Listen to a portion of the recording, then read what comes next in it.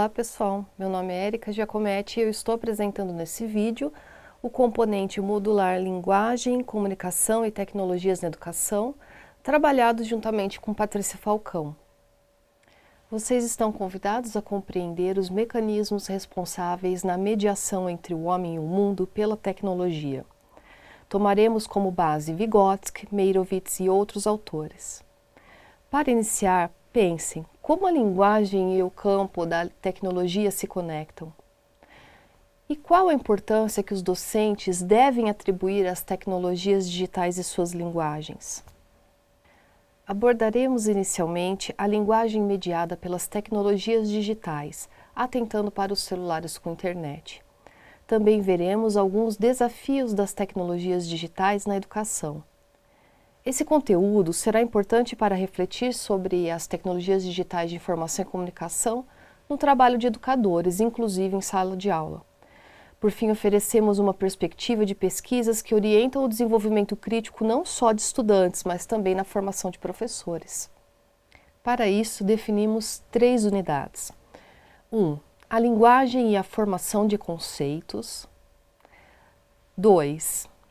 As TEDIC como mediadoras no processo ensino-aprendizagem. E 3. A mídia educação como perspectiva para lidar com o TEDIC. Um breve conceito e reflexão. Vamos começar. Na unidade 1 falaremos sobre como os conceitos são formados e qual a relação disso com as linguagens e as tecnologias. Assim, para facilitar nosso estudo do primeiro tópico, vamos colocar 2 questões. Como os conceitos são formados e como isso passa pela linguagem? Além disso, qual a relação da linguagem com as tecnologias? Imagine se você jamais tivesse tido contato social e nem tivesse aprendido qualquer forma de linguagem. Isso aconteceu na Alemanha no século XIX. Kaspar Hauser foi um jovem alemão que alegou ter crescido no total isolamento de uma cela escura por 15 anos. Isso resultou em interessantes desdobramentos de experiência. O filme O Enigma de Kaspar Hauser tratou do episódio. Observaremos alguns momentos como resultados de seu contato social posterior. Gib's ihm ein Schluck Wasser. Julius, vielleicht mag er Wasser.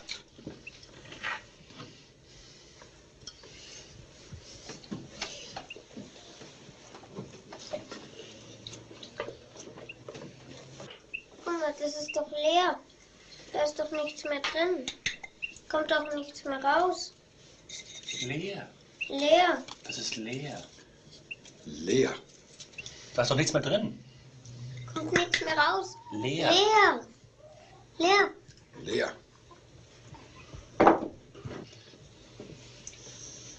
Leer. Nein, der Krug ist nicht leer. Da ist Bier drin. Schau mal, der ist voll. Schau. Das ist nicht leer. Der Krug da, der ist leer. Da ist nichts drin. Der ist leer. Leer. Ja, leer.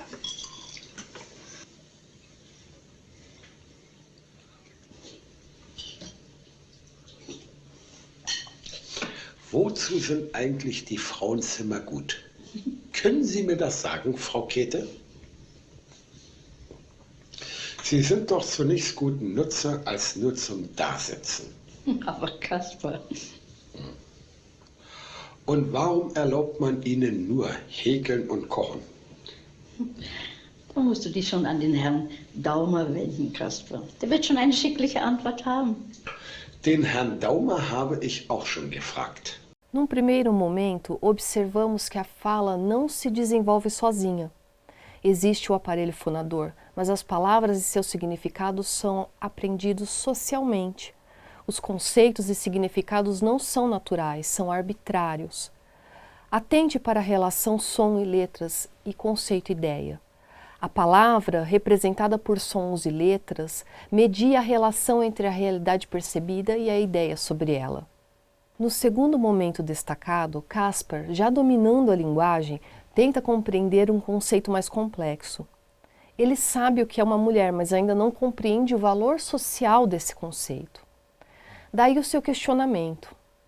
Além do conceito de mulher, em um nível concreto e prático, existe um nível simbólico, adquirido pela linguagem e pela observação dos fatos. Portanto, pensemos em termos vigotskianos. Na capacidade do pensamento de conhecer o mundo e de nele atuar, que é uma construção social dependente das relações que o homem estabelece com o meio. B. A linguagem é uma ferramenta com função de composição, de controle e de planejamento do pensamento e, ao mesmo tempo, funciona como um intercâmbio social. Agora podemos nos perguntar, qual a relação da linguagem com as tecnologias? As linguagens são ferramentas mediadoras que servem para a construção de conceitos, organização do conhecimento e interação social. Vamos analisar. Primeiramente, o homem transmitia sua cultura pela linguagem oral. Depois, desenvolve a tecnologia da escrita e hoje temos as tecnologias com internet que acoplam as demais linguagens anteriores, unindo as linguagens computacionais e midiáticas. Nesse sentido, entendemos que elas podem funcionar como meio, um canal por onde circulam as mensagens. Contudo, é mais do que isso. Possuem significação simbólica. Basta pensar no que significa para um jovem, por exemplo, adquirir um iPhone em vez de usar o velho e bom telefone. Ao mesmo tempo, podemos ver mudanças no comportamento da vida emocional e psíquica de uma pessoa. Tomemos como exemplo uma senhora que se aposentou há pouco tempo. Os filhos saíram de casa, mas usavam o WhatsApp diariamente. Compartilhavam fotos, fatos e o afeto. Pelo perfil dela, seria depressiva, mas relata estar saudável e ativa. Encontra a motivação na relação em parte virtual, a qualquer tempo e espaço. Essa possível atribuição dada às tecnologias de informação e comunicação, hoje digitais, é o que explica a afirmação de McLuhan, o meio é a mensagem. Mas também, como afirma Vygotsky, o instrumento, que é o meio artificial, o código, a linguagem, serve à transformação e controle do comportamento humano. Assim, terminamos nosso primeiro tópico. Nele, apresentamos que os conceitos são formados culturalmente na relação entre o sujeito e o meio social. Já a linguagem estabelece relação entre o conceito e a realidade.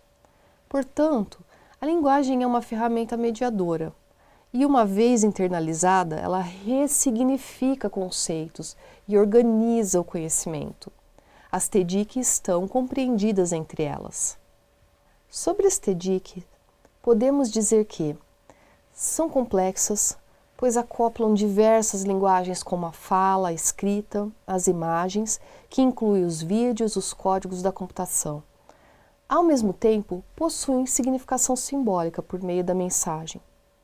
E produzem efeitos no comportamento e no conhecimento do ser humano, ao mudar suas referências de tempo e espaço. Agora vamos para a unidade 2. Falaremos sobre as TEDIC como mediadoras de aprendizagem. Um professor prepara uma atividade e pede que seja feita em sala. Imediatamente, inúmeros celulares brotam nas mãos de alunos. A cena parece familiar? Tenho certeza de que muitos de vocês já ouviram algum professor dizer, ou mesmo questionaram a si mesmos, como será possível ensinar numa sala de aula disputando a atenção com as tecnologias digitais? O que sabemos é que os comportamentos mudaram e muito. As perguntas mais pertinentes seriam: como as TEDIC têm mudado o comportamento dos jovens nas salas de aula? Devemos proibir o uso das TEDIC nas salas de aula? Joshua Meyerowitz, um teórico da comunicação, se baseia na ideia de que na comunicação temos um papel a ser exercido numa determinada situação, tal como em um palco. Isso possibilita que nossos outros papéis fiquem escondidos intencionalmente ou não no que ele chama de bastidores. Assim, acredita que as tecnologias de comunicação permitem a criação de novos palcos e bastidores. Pensem na diferença entre falar ao telefone e assistir à TV. As mensagens são transmitidas em situações completamente distintas. No telefone, emitimos apenas o som, suprimindo diversas informações do interlocutor que não nos observa. Na TV, as mensagens são transmitidas em massa e expõem os bastidores de muitos grupos e limita outros através de vídeos. Imaginem agora a amplitude e os limites da exposição que ocorrem com as TEDx. Assim, segundo Meyrovitz, a exposição dos bastidores permite às pessoas conhecer o funcionamento por trás de comportamentos, aproximando interlocutores e originando novos comportamentos dessa observação. Nesse sentido, podemos pensar que as TEDx podem proporcionar compartilhamento dos bastidores das escolas, seja no campo da informação, nos comportamentos dos colegas, assim como também dos atores educativos da instituição. Pode parecer negativo, mas há potencialidades a serem exploradas. A aproximação com os alunos possibilita a construção horizontal e não hierárquica de conhecimentos. Ok, a preocupação do professor é em disciplina. Entretanto, pense que um aluno em silêncio pode estar completamente alheio às explicações em aula. O caminho pode ser aliar concessões com os objetivos da aula, promovendo objetivos e desafios. Portanto, para finalizar, vamos retomar o que foi visto. Primeiro, aluno envolvido é aluno atento. A atenção é relativa ao envolvimento com o conteúdo. Segundo, com as novas tecnologias, o professor se expõe, mas pode ganhar com isso. A relação pode ser estabelecida com concessões e cobranças fundamentais para a aprendizagem.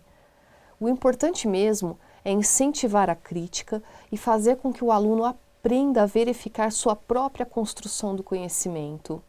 Por isso, vamos falar de um movimento entre pesquisadores que se preocupam com os efeitos que as mídias, e hoje as TEDx, exercem nos sujeitos em sua fase de formação básica escolar, a mídia educação. Bem, mas como surge a mídia educação e por que ela pode ser importante? O movimento mídia educação começa com a busca pela criticidade sobre os conteúdos da TV e do rádio. Até hoje, nenhum sistema educativo integrou oficialmente a mídia educação como prioridade ou difundiu-a entre os educadores em geral. Outra coisa que é importante é dizer que ele é valorizado mundialmente na Europa, nos Estados Unidos e no Canadá. Por isso, vamos pensar que se as TEDx acoplam diversas mídias, nada mais natural que essa preocupação seja importante. É importante entender que com as TEDx surgem preocupações características desses dispositivos, entre eles, o uso dos recursos como programas ou redes sociais para comunicação e compartilhamento de arquivos e a aplicação de dispositivos como a robótica, por exemplo. Há também o aproveitamento crítico do conteúdo veiculado pelas diversas mídias através de sites e redes sociais.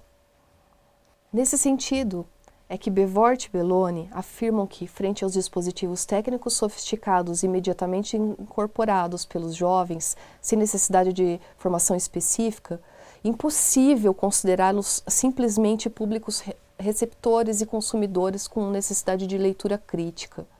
Hoje, conforme as necessidades de pesquisa que foram surgindo, a mídia educação condensou diversos objetivos, passando pela inclusão digital, análise do uso de tecnologias como ferramentas pedagógicas e também a formação de professores, além da própria pesquisa teórica sobre o movimento.